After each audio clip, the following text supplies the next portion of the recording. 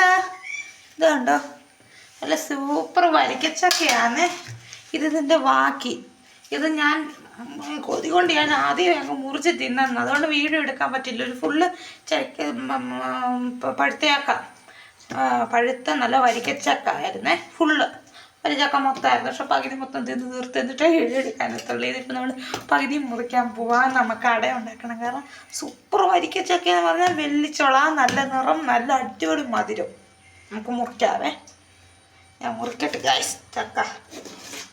ചക്ക എന്ന് പറഞ്ഞാൽ ഏറ്റവും എനിക്കിഷ്ടപ്പെട്ട ഒരു സാധനമാണ്. ഞങ്ങൾ എല്ലാ വർഷവും പറിക്കുന്ന ഒരു പ്ലാവിലെ ചക്കയാണ്.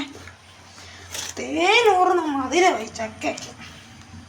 ഇനിയത്തെ തവണ ഇനിയും ചക്ക പറിക്കുമ്പോൾ ഞങ്ങളത് വരട്ടി വെക്കും അടുത്ത വർഷത്തേക്ക്.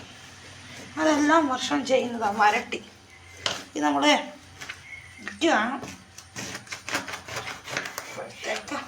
വിൽക്കുകയാണ്. വെള്ളം ഊറുക, റൂട്ട് മധുരമാണ് ചക്കയ്ക്ക്. മുറിക്കട്ടെ, മുറിക്കാൻ എനിക്ക് ഇച്ചിരി മുറിക്കാനൊക്കെ ഇച്ചിരി ബുദ്ധിമുട്ടാണ്. ചക്ക ഇതൊക്കെ ഇച്ചിരി പഴുത്തയാണ്, ഇച്ചിരി എളുപ്പമാണ്. ഇത് മുറിഞ്ഞ് കഴിഞ്ഞിരിക്കുന്നു. അതെ, ഗ്ലാസ് വരെ താഴെ. നമ്മളങ്ങനത്തെ നല്ല സൂപ്പർ വരിക്കച്ചക്ക കണ്ടോ, നല്ല വരിക്കച്ചക്ക നമ്മൾ അടത്തി പിറക്കി എല്ലാം റെഡിയാക്കി. ഇനി നമുക്കിതും കൊണ്ട് അടയോ എന്തുവാന്ന് വെച്ചാൽ ഇനി ഉണ്ടാക്കാം. കണ്ടോ, നല്ല സൂപ്പർ വരിക്കച്ചക്ക. ഇന്ന് ഞാൻ ഇതും കൊണ്ട്